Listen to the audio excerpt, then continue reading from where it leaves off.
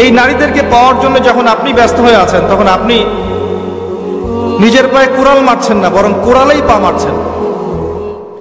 এই জেনারেশনের একটা ছেলেকে দেখাতে পারবেন যে এরকম করে কথা বলতে পারবে? এরা তো জানেই না জীবনের উদ্দেশ্য কি, জীবনটা কি সেটাই জানে। What is life, the definition of life, the definition of success জানে না। ওই ছোটবেলায় একটা বইয়ের বোঝা কাঁধে চাপিয়ে দেওয়া হয়েছে, ব্যাগের মধ্যে 10টা বই, এটা নিয়ে গিয়েছে প্রথমে প্লে, তারপর নার্সারি, তারপর 1 2 3 4 5 6 7 8 9 10 পড়েছে। পরীক্ষা A+ পেতে হবে, গোল্ডেন পাওয়ার জন্য যা ইচ্ছা তাই করেছে। তারপরে আপনার HSC করেছে, অনার্স মাস্টার্স করেছে, মাশাআল্লাহ। এখনো জানে না ওযুর ফরজ কয়টা,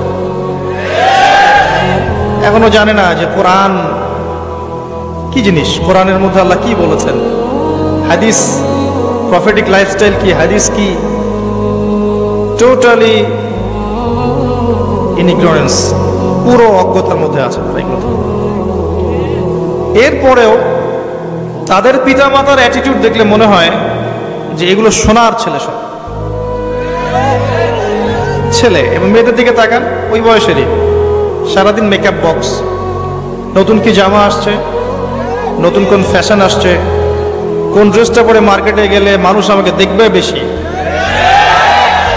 তারপরে ছেলের পোশাক নতুন নতুন কোনগুলো আসছে যেগুলো এখন মেয়ের পোশাক হিসেবে ব্যবহার করা যায়,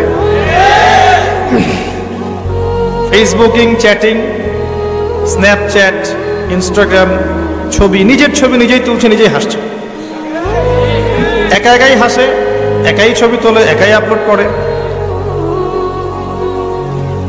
কি মনে হচ্ছে আপনাদের কাছে?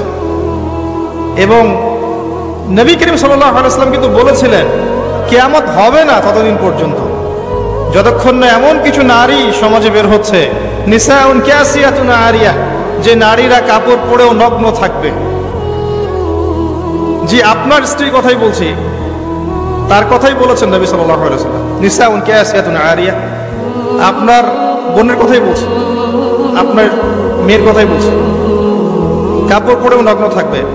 মহিলাতুন মামেলাত, নিজেও আকৃষ্ট হবে, অন্যকে আকৃষ্ট করবে। আল্লাহ রাসূল বলছেন এরা জান্নাতের গন্ধ কখনো পাবে না, যদিও বা জান্নাতের গন্ধ 40 বছরের দূরত্ব থেকে পাওয়া যাবে। এই নারীদেরকে পাওয়ার জন্য যখন আপনি ব্যস্ত হয়ে আছেন, তখন আপনি নিজের পায়ে কুড়াল মারছেন না, বরং কুড়ালেই পা মারছেন। এদেরকে পাওয়ার জন্য আপনি যখন ব্যস্ত হয়ে আছেন, তখন আপনি কুড়ালে পা মারছেন, নিজের পায়ে কুড়াল মারছেন। যখন তারা আপনার ঘরে আসবে, তাদের চাহিদা পূরণ করতে আপনার সারা জীবনটা শেষ হয়ে যাবে। আপনার চাহিদা পূরণ করতে এবং সন্তুষ্ট করতে আপনি হিমশিম খেয়ে যাবেন, দিন একদিকে চলে যাবে, দুনিয়া আর একদিকে চলে যাবে। হাজার চেষ্টা করলেও দেখবেন আপনি দিন নিয়ে চলতে পারছেন না।